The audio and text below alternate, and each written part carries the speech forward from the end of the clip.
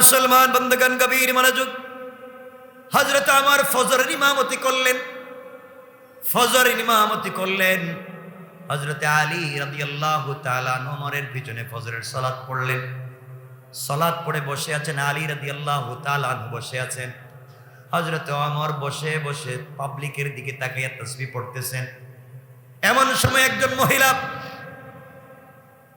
হযরত আলীর কাছে এসে বলছে, আলী, আমি এসেছি আমার বাগানে, খেজুর বাগানে প্রথম গাছে খেজুর ধরেছে, কিছু খেজুর নিয়ে আসছি, আপনি এগুলা নেন, হযরত ওমরের কাছে দেন, তিনি যেন খান, তার বন্ধু বান্ধব সাথীদেরকে যেন খাওয়ান। হযরত আলী খেজুরের স্তূপটুকুন হাতে নিলেন, ওমরের হাতে দিলেন। ওমর একটা একটা করে সবাইকে বন্টন করে দিচ্ছেন। হযরত আলীকে একটা খেজুর দিলেন। আলী খেজুর খেয়ে বললেন, ভাই ওমর রে, খেজুরের স্বাদ তো জবরদস্ত স্বাদ আছে, আপনি চাইলে আমাকে আরেকটা খেজুর দিতে পারেন না? আপনি আমাকে আরেকটা খেজুর দেন। হযরত ওমর দাঁড়িয়ে গেলেন আর বললেন, ভাই আলী, ও আলী, তুমি আমার কাছে আজকে আরেকটা খেজুর চাও? স্বপ্নে রাত্রবেলা নবীজি তোমাকে একটা খেজুর দিয়েছেন, আমিও তোমাকে একটা দিলাম।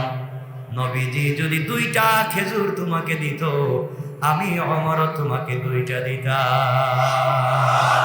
আল্লাহু আকবার।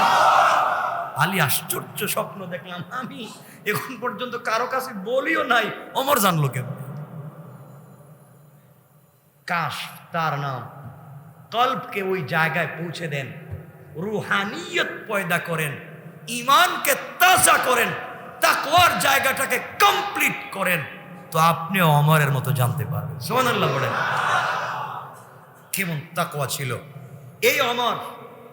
জিজ্ঞাসা করতেছেন গভর্নরদেরকে, বলো তাকওয়া কার নাম? কেউ যখন দাঁড়াচ্ছেন না, হযরত উবাই ইবনে কাব রাদিয়াল্লাহু তাআলা দাঁড়িয়েছেন।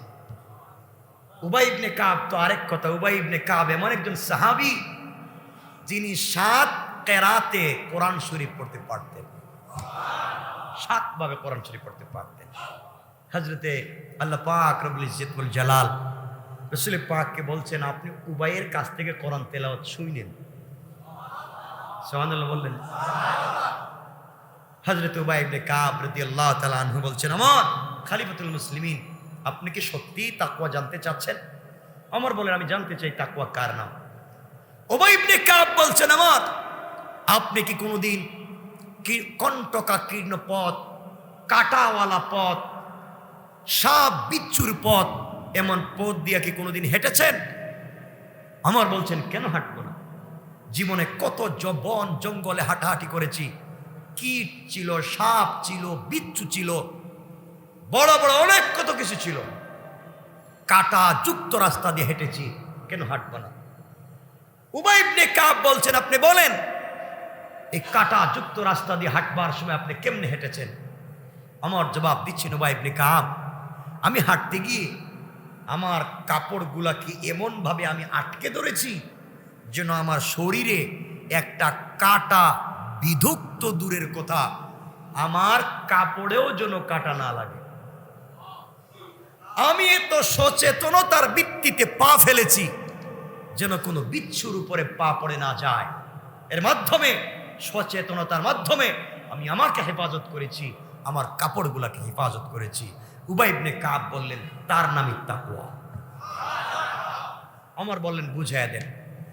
উবাই ইবনে কাব বলছেন, আমিরুল মুমিনিন, দুনিয়ার জমিনে শিরকের কাঁটায় ভরা, বিদআতের কাঁটায় ভরা, কুফুরের কাঁটায় ভরা, শয়তানি, নাফরমানি, সুদ, ঘুষ, জেনা, ব্যভিচার, বদমাইশির কাঁটায় ভরা, গোটা জমিন ফিতনায় ভরা। এই ফিতনা যুক্ত সমাজে ঈমান নিয়ে সচেতনতার ভিত্তিতে আপনাকে আমাকে এমন ভাবে চলতে হবে যেন শিরকের কাঁটা না ঢুকে, যেন বিদআতের কাঁটা না ঢুকে, কুফরির কাঁটা না ঢুকে, সুদ ঘুষের কাঁটা না ঢুকে। এইভাবে নিজের কল্প, নিজের বডিকে এমন করে জমায়া রাখতে হবে, কোনো অন্যায় কাটা যেন না ঢুকে। এইভাবে যারা সমাজের ভিতরে চলতে পারে, সমাজে অন্যায় থাকবার পরে অন্যায়ের মধ্যেও চলাফেরা করে, এরপরও তার শরীরে কাদা লাগে না, তার নামই হলো তাকওয়া। কেন? এটা ইবাদত। মসজিদ মাদ্রাসায় খিদমত করে, এটা চাকরি নয়। এটাকে চাকরি বলা যাবে না, এটা ব্যবসা নয়, এটা হচ্ছে শুধুমাত্র কেবলমাত্র দ্বীনের দাওয়াত আর কাজ। এর জন্য একজন আলেমের দায়িত্ব হচ্ছে মসজিদের পাশাপাশি তিনি কোন কাজ করবেন। কথা বলেন না কেন? না খারাপ কথা বলছি?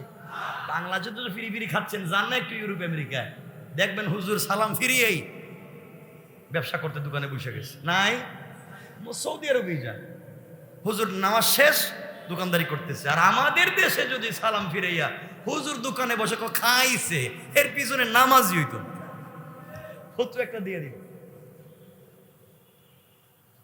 আমার রাসূল মসজিদে নববীর ইমাম, মসজিদে নববীর খতিব, মসজিদে নববী কমিটির সভাপতি, মদিনার বাজারের সবথেকে বড় ব্যবসায়ী, সেই রাসূল যুদ্ধের ময়দানে সেনাপতি, সেই রাসূল আল্লাহর পক্ষ থেকে পয়গম্বর দূত, এত কিছু তিনি করতে পারলেন। রাসূলকে তো আল্লাহ বলছেন সূরা ইনশিরাহ খুলেন, সূরা ইনশিরাহ 30 নম্বর পারা, আলাম নাশরাহ লাকা সাদরাক খুলেন, শেষ দিকে পড়েন। আল্লাহ বলছেন ফাইদা ফারাগতা ফানসাব, আপনি যখন ফ্রি হবেন ফানসাব, কাজ করেন। কি করেন? আবার বলা লাগবে, কি করেন? সবাই বলেন কি করেন? আল্লাহ বলছেন কাজ করেন, আর আপনি কি করেন? হ্যাঁ, আল্লাহ বলছেন কোরআনে কারিমে ফজরের সালাত শেষ করো, আর জমিনে হালাল রিজিকের জন্য বের হয়ে যাও, তালাশ করো হালাল রিজিক। আর আমি হুজুর আর আপনি হুজুরে ফজর নামাজ পড়ে খুঁজতেছি কার বাড়িতে খতম আছে। এগুলো কি ব্যবসা? নামাজ শেষ হয়েছে, ব্যবসা শুরু করেন, দোকানদারি করেন, ছাগল রাখেন, কৃষি কাজ করেন, গাড়ি চালান। একজন হুজুর ফজরের পর থেকে জোহর পর্যন্ত সিএনজি চালাইলে তো 1000 টাকা রোজগার করতে পারে। কথা কন না কেন? না পারে না? 1000 টাকা পায়। 1000 টাকা হলে মাসে 30,000 টাকা। হ্যাঁ, কেন আরেকজনের কাছে হাত পাতা লাগবে? আমার কথা খুব কষ্ট পাচ্ছেন মনে হয়? পাইলে কি আর না পাইলে কি? আমি তো সবসময় বলতেছি শুধু আপনাদের জন্য, আমাদের জন্য, সকলের জন্য। দিনটাকে বুঝেন। সাধারণ মানুষ দোকানদারি যদি করতে পারে, চার ব্যবসা করতে পারে, রিক্সা চালাইতে পারে, আমরা পারবো না? কিছু গান পারবো? আপনার আলেমদের লজ্জা হওয়া দরকার যে একজন ইংলিশ টিচার মাসে 15 দিন, ও কোনো টিচার সপ্তাহে 3 দিন ক্লাস করায়, সে প্রাইভেট, তাকে 5,000 10,000 টাকা দেয়, 40 মিনিট 45 মিনিট ধরে পড়ায়। আর আপনি 30 দিনের 30 দিন পড়ান, তাও 3 ঘন্টা পরে পড়ান, হ্যাঁ পায় 5,000, আর আপনি পান 250 টাকা। কথা কোনটা কেন? কেন এটা হচ্ছে? আপনাকে আমাকে চিনতে হবে, নচেৎ সমাজ নষ্ট হয়ে যাবে। এজন্য রাসূল বলেছেন, কোরআনে কারিমে তো আল্লাহ বলছেন, কোরআনে কারিমের 4 নম্বর পারা প্রথম আয়াতেই তো আল্লাহ বলছেন লান তানালুল বিররা হাত্তা তুনফিকু মিম্মা তুহিব্বুন, তোমরা ততক্ষণ পর্যন্ত আমার প্রিয় হতে পারবে না যতক্ষণ পর্যন্ত তোমরা মিম্মা তুহিব্বুন, তোমরা আমার রাস্তায় তোমাদের প্রিয় জিনিসকে দান না করবে। এখন দান করতে হলে, সাদাকা করতে হলে সম্পদ থাকা লাগবে না না থাকলে দেওয়া যাবে? কথা বলেন। থাকা লাগবে, কেমনে দিবেন? থাকা তো লাগবে। এজন্যে একজন আলেম, একজন দাওরায়ে হাদিস পড়বার পরে, কামিল করবার পরে ট্রাক চালাইলে আপত্তি আছে? কিছু কন? হ্যাঁ, ট্রাক চালাক, বড় বাস চালাক, প্রতিদিন 2,500 3,000 টাকা দিব, এটা তো কাজ। আপনি আমি এতদিন মাদ্রাসায় পড়েছি, দিন শিখেছি, দিন তো আমার বাস্তব লাইফে প্রতিষ্ঠা করব। কাজ করেন। তো আপনারা বলবেন সবাই যদি কাজে লাইমা যায় তাহলে দিনের কাজ করবো কে? দিনটাকেও নিজের কাছাকাছি রাখে। আমি আজকে আমার কাছে 2টা প্রশ্ন ছিল, উত্তর দিচ্ছি না, কারণ এই সময়টুকুন আমার কাছে নাই। সময় করে দুটো প্রশ্নের উত্তর হয়তো দিতে পারি। আমার কাছে প্রশ্ন এসেছে, আর এটা অনেক কোন এলাকা, এটা আমি নাম বলবো না, আপনারা আবার লাগাই দিবেন, এটা আবার ঝামেলা। কন্ট্রাক্ট ম্যারেজ, কন্ট্রাক্টে বিয়ে কি? নাউজুবিল্লাহ কি? আরে এমনও এলাকা আছে, এলাকায় 90 জনের 100 জনের 90 জন কন্ট্রাক্ট ম্যারেজ করে বিদেশে যাচ্ছে। এয়ারপোর্টে গিয়ে একদিকে বউ একদিকে স্বামী, মানে বিয়ে শেষ, এয়ারপোর্ট পর্যন্ত পাসপোর্টে কন্ট্রাক্ট। ঠিক আছে না নাই? বলছি না, আমি বলবো, সময় করে এটার উত্তর দিব। Contract marriage. যাই হোক, কষ্ট পাইলেন? অসুবিধা হয়েছে? আচ্ছা, যাই হোক, হযরতে আলী বলতেছিলাম, নামাজ পড়তে গেলেন, ওমরের পিছনে ওমর ফজরের ইমামতি করলেন। আমার মুসলমান বন্ধুগণ, গভীর মনোযোগ, হযরত ওমর ফজরের ইমামতি করলেন। ফজরের ইমামতি করলেন হযরতে আলী রাদিয়াল্লাহু তাআলা ওমরের পিছনে ফজরের সালাত পড়লেন। সালাত পড়ে বসে আছেন আলী রাদিয়াল্লাহু তাআলা বসে আছেন। হযরত ওমর বসে বসে পাবলিকের দিকে তাকিয়ে তাসবিহ পড়তেছেন। এমন সময় একজন মহিলা হযরত আলীর কাছে এসে বলছে, আলী, আমি এসেছি আমার বাগানে, খেজুর বাগানে প্রথম গাছে খেজুর ধরেছে, কিছু খেজুর নিয়ে আসছি, আপনি এগুলা নেন, হযরত ওমরের কাছে দেন, তিনি যেন খান, তার বন্ধু বান্ধব সাথীদেরকে যেন খাওয়ান। হযরতে আলী খেজুরের স্তূপটুকুন হাতে নিলেন, ওমরের হাতে দিলেন। ওমর একটা একটা করে সবাইকে বন্টন করে দিচ্ছেন। হযরতে আলীকে একটা খেজুর দিলেন। আলী খেজুর খেয়ে বললেন, ভাই ওমর রে, খেজুরের স্বাদ তো জবরদস্ত স্বাদ আছে, আপনি চাইলে আমাকে আরেকটা খেজুর দিতে পারেন না? আপনি আমাকে আরেকটা খেজুর দেন। হযরতে ওমর দাঁড়িয়ে গেলেন আর বললেন, ভাই আলী, ও আলী, তুমি আমার কাছে আজকে আরেকটা খেজুর চাও? স্বপ্নে রাত্রবেলা নবীজি তোমাকে একটা খেজুর দিয়েছেন, আমিও তোমাকে একটা দিলাম। নবীজি যদি 2টা খেজুর তোমাকে দিত, আমি ওমরও তোমাকে 2টা দিতাম।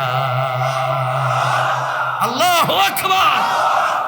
আলী আশ্চর্য, স্বপ্ন দেখলাম আমি, এখন পর্যন্ত কারো কাছে বলিও নাই, ওমর জানলো কেন? কাশ তার নাম কলবকে ওই জায়গায় পৌঁছে দেন, রুহানিয়ত পয়দা করেন, ঈমানকে তাজা করেন, তাকওয়ার জায়গাটাকে কমপ্লিট করেন, তো আপনি ওমরের মতো জানতে পারবেন। সুবহানাল্লাহ বলেন। কেমন তাকওয়া ছিল এই ওমর! জিজ্ঞাসা করতেছেন গভর্নরদেরকে, বলো তাকওয়া কার নাম?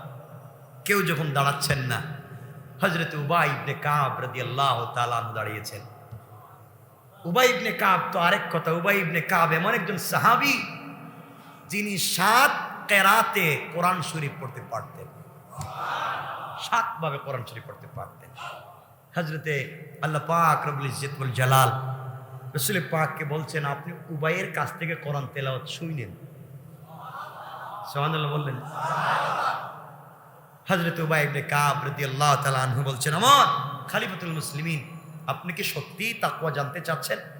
ওমর বলেন, আমি জানতে চাই তাকওয়া কার নাম। উবাই ইবনে কাব বলছেন, ওমর, আপনি কি কোনোদিন কণ্টকাকীর্ণ পথ, কাঁটাওয়ালা পথ, সাপ বিচ্ছুর পথ, এমন পথ দিয়ে কি কোনোদিন হেঁটেছেন? ওমর বলছেন, কেন হাঁটবো না?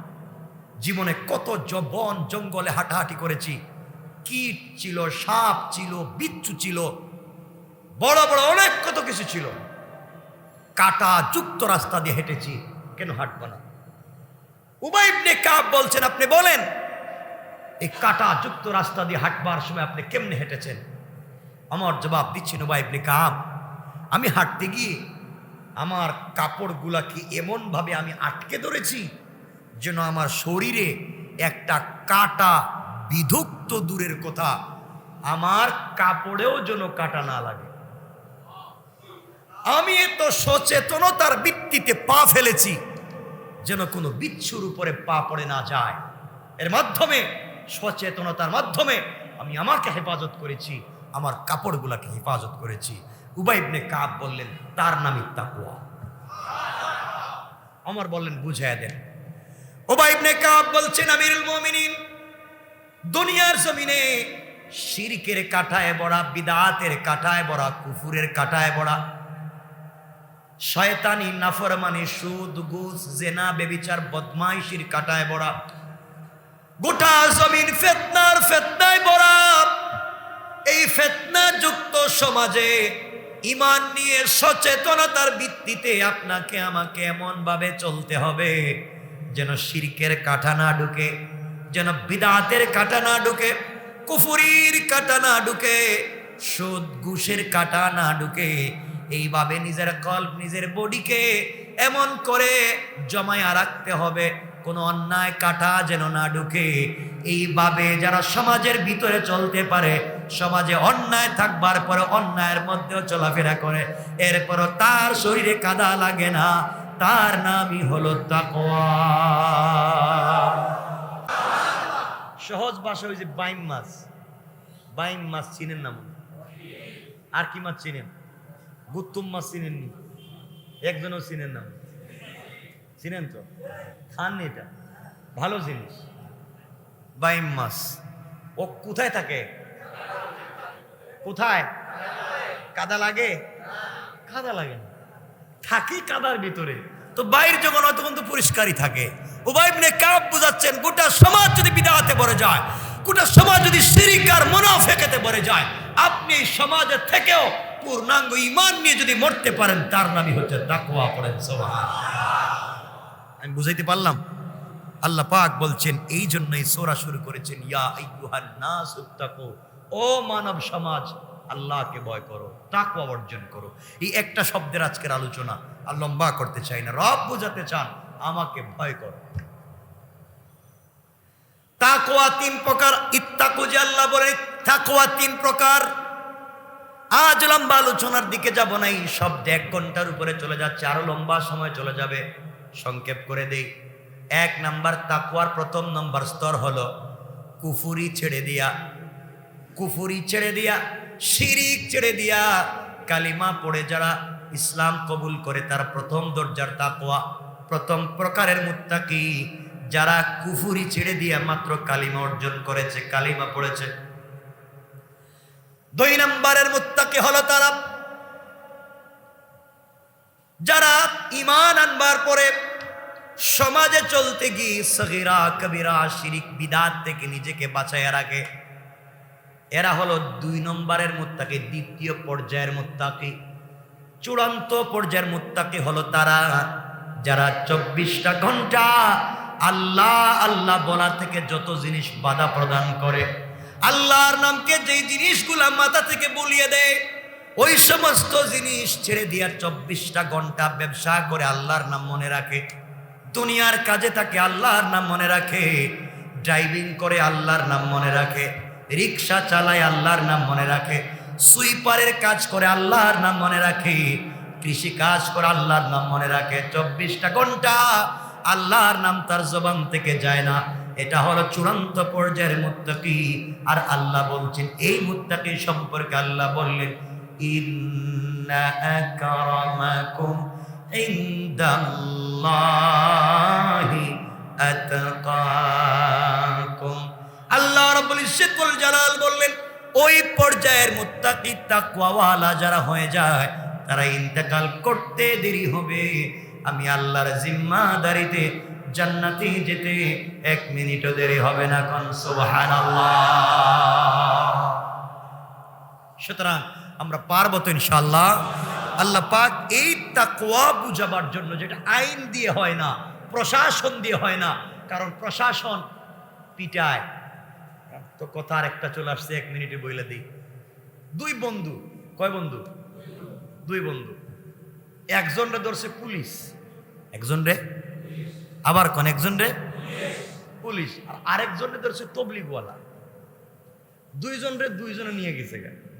পুলিশের নিয়া এমন পিটানি দিছে জেলের ভিতরে, তুই চুরি করস কেন? ও মাইর খায়া যেদিন জেল থেকে বাইর হইছে, আগে ছিল সুর, এখন হইছে ডাকাই। কি বুঝলেন? ডিমোশন হয়েছে না প্রমোশন হয়েছে? আগে ছিল চুর, এখন হয়েছে ডাকাত। আগে শুধু অন্ধকারে ডাকাতি করতে, এখন ডাইরেক্ট দিনের বেলা যা আছে দেন। তার মায়ের খাইতে খাইতে চামড়া শক্ত হয়ে গেছে। আর যে বেচারার তাবলীগ ওয়ালারা ধরছিল বা আল্লাহ ওয়ালারা ধরছিল, একটা কথা বললাম, ওই বেচারা আল্লাহ ওয়ালাদের সোহবতে থাকতে থাকতে কিছুদিন পরে দাড়ি দুড়ি রাইকা তাসবিহ হাতে নিয়ে নিজে আল্লাহ ওয়ালা হয়ে গেছে। সুবহানাল্লাহ বলেন। কারণ পুলিশ পিটায় কই? চামড়ায়। পুলিশ কোথায় পিটায়? কথা বলেন কোথায়? আর সমস্যা চামড়ায় না ভিতরে? কথা বলেন, সমস্যা চামড়ায় না ভিতরে? ভিতরে। এই জন্য চামড়ায় পিটাইয়া লাভ নাই, আমাদের কাজ করতে হবে তাকওয়ার কাজ, কলবে। এই জন্য আল্লাহ ওয়ালারা ধরলে চামড়ায় পিটায় না, কলবের ভিতরে রবকে ঢুকায় দেয়। পড়েন সুবহান। আমরা পারবো তো ইনশাআল্লাহ? আজকের মতো কথা আর লম্বা করতে চাই না। আল্লাহ যদি তৌফিক দেন, তাকওয়াকে নিয়ে আমরা আরো কিছু কথা বলবো ইনশাআল্লাহ। 1 মিনিট সময়, কারো যদি কোনো প্রশ্ন থাকে ব্যাপারে বলতে পারে। আছে কারো প্রশ্ন? কারো কিছু জানার আছে? নাই? আমি জরুরি একটা কথা বলবো, মনোযোগ দিয়ে শুনেন। আমি জরুরি একটা কথা বলছি, শুনেন। এই যে একটা গজবের নাম হচ্ছে ইন্টারনেট, ফেসবুক। কিসের নাম? কি এর নাম? গজবের নাম। যেই বেচারা 1-2-তে পড়ে, ক্লাস 8-5-এ পড়ে, মাদ্রাসায় মাত্র মক্তব শেষ করছে, হে এমন লম্বা লম্বা ফতোয়া দেয়, মনে হয় কোন মুহাদ্দিস। কথা কোন লাগে? আর এত সুন্দর সুন্দর বাণী শোনায়, বাস্তব লাইফ এগুলা কিচ্ছু নাই। আছে না নাই? এই হুজুরের বিরুদ্ধে, ওই আলেমের বিরুদ্ধে, ওই জিনিসের বিরুদ্ধে গুজব ছড়ানো, গালাগালি ছড়ানো, এগুলা কি? সারা দিন শুধু এই ফেসবুকে সময় না দিয়া কিতাব পড়তে সময় দাও। আল্লাহ ওয়ালাদের পাশে বসে জিকির করো, আল্লাহর ওলি হয়ে যাওয়ার সম্ভাবনা আছে। ঠিক কিনা বলেন? এজন্য আমিও দেখলাম আমার নামে, আমি জীবনে এগুলো বুঝি কম, আমি খুব অনলাইনে থাকি না, সবাই জানেন আমি এগুলো বুঝি কম, বা আমার এগুলো তো সময় দেওয়া এটা আমার দায়িত্ব মনে করি না। আমার অনেকগুলো কাজ আছে সমাজে, কিন্তু আমার নামে শখানিকের উপরে আইডি এবং পেজ খুলে রাখছিলাম। শখানিকের উপরে আমার ফটো দিয়া, আমার নাম দিয়ে চালাই দিতেছি। হারাম। যারা আমার নামে এগুলা করতেছেন, কেউ যদি থাকেন, আমার কথা যত দূরে যাবে, হারাম। আমার নামে যারা এগুলা করতেছেন, করতে করতে এমন হয়েছে, পাবলিকের সাথে আমার কাছে, আমার বন্ধু বান্ধব, আজকে কেন কথাগুলো বলতেছি, 1 সপ্তাহে আমার কাছে যা ডকুমেন্ট জমা হয়েছে, যে আমি মনে করে আমার বন্ধু বান্ধবদের সাথে কথা বলে, চ্যাট করে, আমি হুজুর বলছি, তা আমার জিন্দিগিতেও তো কারোর সাথে চ্যাট করি। কেউ বলতে পারবে না যে আমি মেসেঞ্জারে কারোর সাথে কথা বলছি 1 মিনিট, কেউ বলতে পারবে না। কিন্তু দেখা যায় আমি হইয়া চ্যাট করতেছে, কথা বলতেছে, চলতে আছে কাজ কারবার, অত বাস্তবে তো আমি না। এজন্য যারা এগুলো হারাম কাজ করছেন, হারাম হারাম হারাম, আল্লাহকে ভয় করেন, এগুলো থেকে ফিরে আসেন। আজ না হয় কাল যদি একটা ইলেকট্রনিক্স ডিভাইসের মাধ্যমে অন্যায়গুলো করবার কারণে যদি কোনো অন্যায় হয়ে যায়, তাহলে বাংলাদেশের আইন আছে ডিজিটাল অ্যাক্ট, মাথায় রাখবেন, ডিজিটাল অ্যাক্ট। এই সাইবার ট্রাইব্যুনালে যদি আমি মনে করি কোনো অন্যায় হচ্ছে, আমি কিন্তু হয়তো আইনের দ্বারস্থ হতে পারি। কারণ আমার পিকচার ব্যবহার করে, আমার ছবি ব্যবহার করে, হোয়াটসঅ্যাপ থেকে আমার ছবি নেয়, হোয়াটসঅ্যাপ থেকে আমার ছবি নিয়ে ওইটাকে ফেসবুকে দিয়ে দেয়। হুজুর, এই কাজগুলো হচ্ছে বিভিন্ন নামে বেনামে। এজন্য বলছি, আবার বলে দিচ্ছি, আমার নামে একটা পেজ আছে, মাত্র একটা পেজ। এখানে অনেক আছে, এটার অ্যাডমিন যারা চালায় আমার নামে, যার ফলোয়ার 1,53,000, ওটা ছাড়া আমার কোনো পেজ নাই। আর একটা বাংলা, একটা ইংরেজি আইডি আছে, ওরা চালায়, ওরা দেখবেন অনেক ফলোয়ার, কিন্তু আমার ফটো দিয়া ধুমাইয়া ফটো ছাড়তেছে। মাহমুদাবাদী বলেছেন এ কথা, নাউজুবিল্লাহ। এজন্য যারা মিডিয়ার বাইরে আছো, তোমাদেরকে বলছি উল্টাপাল্টা থাম্বনেইল দেওয়া যাবে না, উল্টাপাল্টা লেখবা তো মামলাও খাইতে পারো। ঠিক বলি নাই? এগুলো নিয়ে বিপদে ফালায় লাভ নাই, আমার বহুত বিপদ উপর দিয়ে গেছে। এজন্য বলছি আপনারা আমার নামে যদি কেউ আপনাদের কাছে কিছু চায় আগে দেখবেন ওটা আমি নিই, কারণ আমি মেসেঞ্জারে চ্যাট করি না। 1 নাম্বার, আমার সাথে কথা বলতে হলে সরাসরি হোয়াটসঅ্যাপে নক দিবেন। হোয়াটসঅ্যাপ আমি হয়তো কথা বলতে পারি, এছাড়া মেসেঞ্জারে কথা বলি না। এগুলো আমার সাথে কেন করা হয়? এজন্য বলছি আমি হয়তো এটা লাইভে বলতে পারি যে আমার নামে যেগুলো আছে সব ভুয়া, আমার ফটো দিয়া আইডি চালানো হচ্ছে, এগুলো সব ভুয়া। সব কি বলেন না? বিভিন্ন আইডি খুলে আমার ফটো ছাড়া হচ্ছে। ইভেন কথা বলতে বলতে এমন জায়গায় কথা বলতেছে, ও আমার ভাই, ও আমার ফ্যামিলি, ও আমার বন্ধু, তারে বলতেছে আমি বলতেছি, ও আমার কাছে বসে। যার সাথে চ্যাট করতেছে বলতেছে আমি হুজুর বলতেছি। হুজুর তো আমি কাছে বসা, তো কোন হুজুর এখানে মেসেজ দিচ্ছে? যারে মেসেজ দিয়ে বলছে আমি মাহমুদাবাদী, বলছি মাহমুদাবাদী তোর কাছেই বসে রয়েছে, হে বলতেছে এটা আবার কোন মাহমুদাবাদ? চিন্তা করতেছেন কি ঘটতেছে? আমি কষ্টে কথাগুলো বলতেছি, এজন্য এগুলো আর করা যাবে না। আর আপনারা সকলে ফলো করবেন আমার ওই একটা পেজ মুফতি শাহিদুর রহমান মাহমুদাবাদী, 1,53,000 ফলোয়ার। আপনারা এখানে প্রশ্ন করতে পারবেন, মন খুলে আপনারা প্রশ্ন লিখে দিবেন, আমরা এখান থেকে প্রশ্নগুলো নিয়ে উত্তর সেন্ড করে দেব। আপনি আপনার মাসআলা জেনে ফেললেন, কথা বলার তো প্রয়োজন, কিন্তু এটাকে আপনারা ফলো করে রাখবেন। আর যারা অন্যায় করো ভাই আল্লাহর ওয়াস্তে এগুলো বাদ দিয়ে দাও, সবাইকে বলে দিচ্ছি এটা। আর এগুলা গতকালকে একজনে আমার নাম দিয়ে আমার নামে ধুমাইয়া ফটো ছাড়তেছে। আমি সিরাজগঞ্জে প্রোগ্রাম, আমি জানি না কি হচ্ছে এগুলা। কয়েকদিন আগে আমার একটা আইডি হ্যাক করে, আপনারা জানেন আমি জিডি করছিলাম, হ্যাক করে আমার নামে বিভিন্ন জায়গায় টেলিফোন দিয়ে টাকা চাইতেছে। আরে মা, আমার টাকা লাগবে নাকি?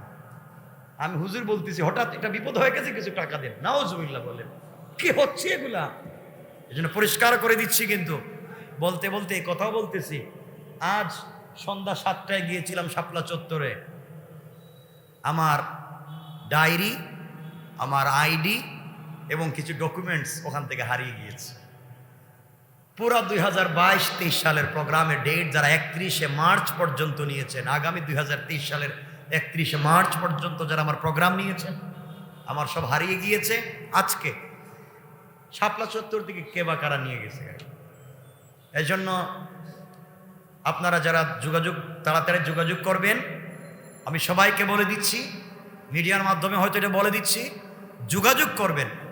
আপনাদের প্রোগ্রাম হোয়াটসঅ্যাপে যোগাযোগ করবেন, একটা নাম্বার দেওয়া আছে, ওই নাম্বারে যোগাযোগ করে সবাই আবার প্রোগ্রামগুলোকে 31শে মার্চ, আমি 2023 সালের 31শে মার্চ পর্যন্ত কমপ্লিট প্রোগ্রাম দেওয়া। এই প্রোগ্রামের ডায়েরিটা আজকে হেরে গিয়েছে সন্ধ্যা 7টায়। কেউ পেয়ে থাকলে আমার কাছে দিবেন, আর না পেয়ে থাকলে যারা প্রোগ্রামের ডেট নিয়েছেন আল্লাহর ওয়াস্তে যোগাযোগ করে আপনার ডেট কনফার্মে রাখবেন। ডায়েরি হারিয়ে যাওয়াতে আমি কিছু বলতে পারতেছি না। যারা নিয়েছে যদি ভুলে নিয়ে থাকে তে আল্লাহ হেদায়েত পৌঁছে দেখ। উদ্দেশ্য প্রণোদিত যদি ডকুমেন্ট সহ এটা নিয়ে থাকে, এর বিনিময়ে যেন আল্লাহ দান করে। এজন্যে আপনারা সবাই তো ফলো করবেন ইনশাআল্লাহ, আর আমার কথাগুলো পৌঁছে দিবেন। ডায়েরি হেরেছে, আর কেউ আমার নামে বিভ্রান্ত হবেন না, আমার কোনো এগুলো নাই, হাজার হাজার পেজ নাই, একটাই আছে। এজন্য যারা যুবক ভাই আছো, যারা ইন্টারনেট চালাও, তারা আমার এই পেজটা ফলো করে রাখবা ইনশাআল্লাহ। সবাই বলেন। আর যে কোনো প্রশ্ন আপনার মাসআলা জানার, এখানে আপনি প্রশ্ন লিখে আপনার নাম ঠিকানা লিখে প্রশ্ন এখানে লিখে দিবেন, নিশ্চয় আপনি এটার উত্তর এখানে পেয়ে যাবেন ইনশাআল্লাহ। আল্লাহ আমাদের কবুল করুক, আমিন। আর সবাইকে হিদায়াত করুক। আমার নামে ভুল ছড়াবেন না, আমার নামে বিভ্রান্তি ছড়াবেন না, আমার নামে ভুয়া আইডি ফেসবুক পেজ খুলবেন না, পরে নিজের বিপদ নিজে আনবেন। আল্লাহ আমাদেরকে হেফাজত করুক। আল্লাহুম্মা আমিন। আল্লাহুম্মা সাল্লি আলা মুহাম্মদ ওয়া আলা আলি মুহাম্মদ কামা সাল্লাইতা আলা ইব্রাহিম ওয়া আলা আলি ইব্রাহিম ইন্নাকা হামিদুম মাজিদ।